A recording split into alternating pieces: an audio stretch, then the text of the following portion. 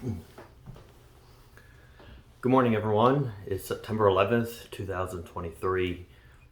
I didn't want this day to go by without saying something. I've been doing a lot of deep thinking about today. It's been over 20 years since the attacks on New York and the Pentagon and the plane that ultimately went down in the Pennsylvania field.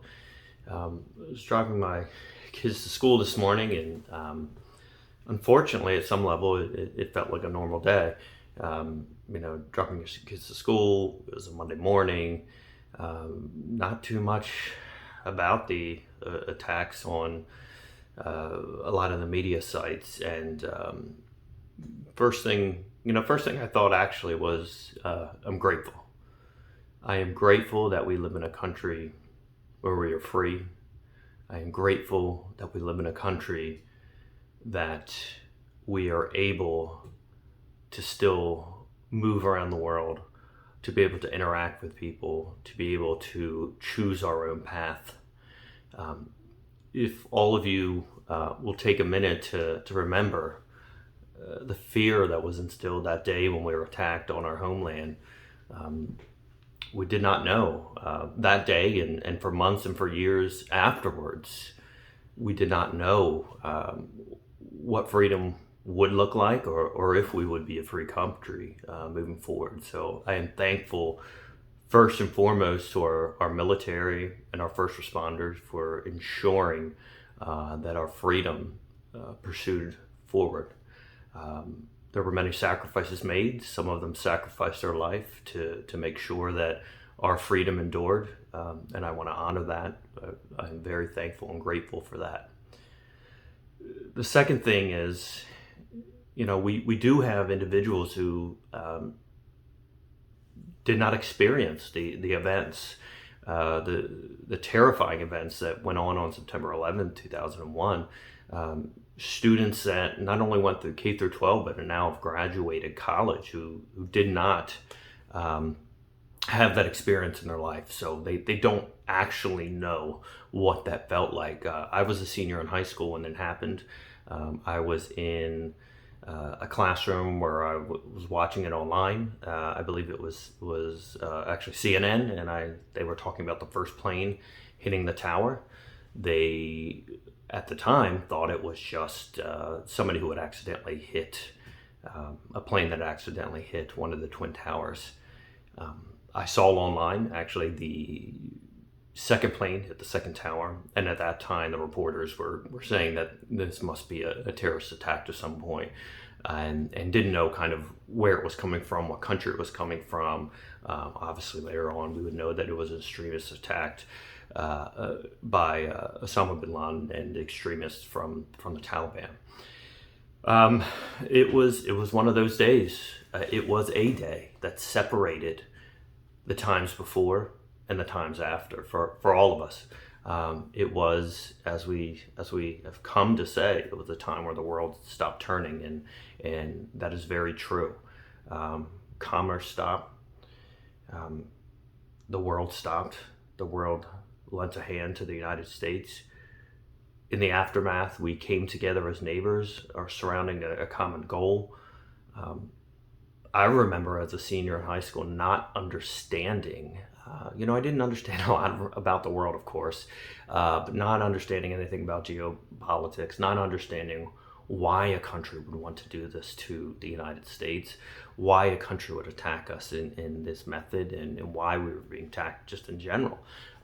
So it opened my eyes a lot to, I guess, this false sense of security that I had as a senior in high school, and really allowed me over the years to begin to develop an understanding and gratitude for the freedoms that we have been given, and what it took to make sure that those freedoms were were preserved through every generation.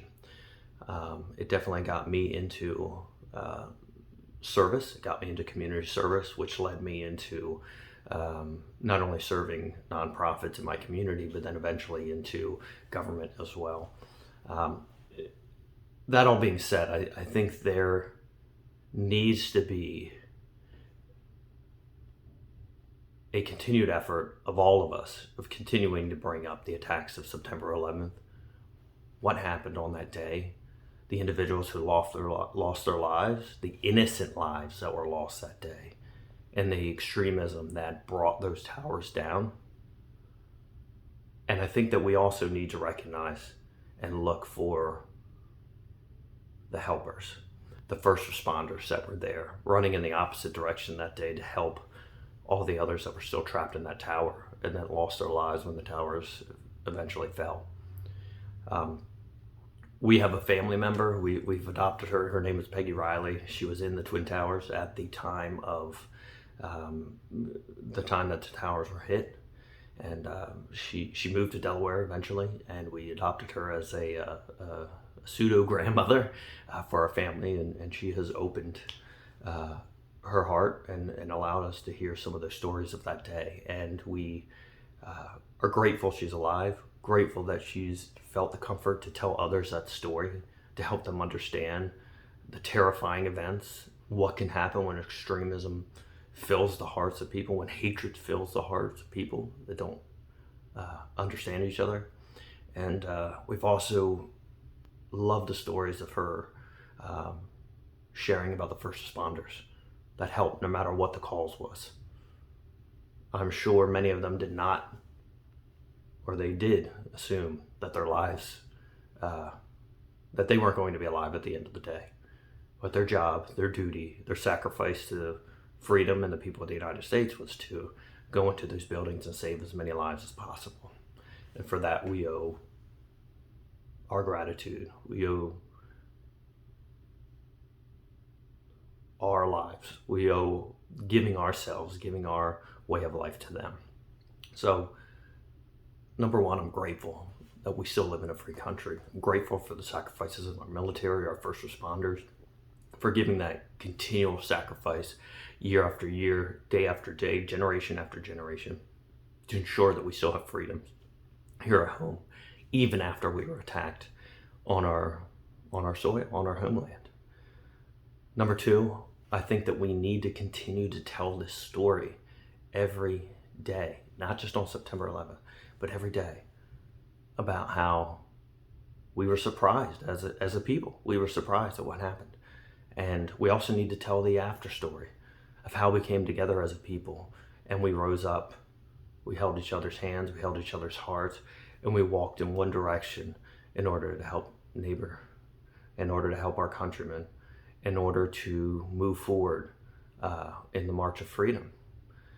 And the last thing is, I think we need to move forward in that direction now.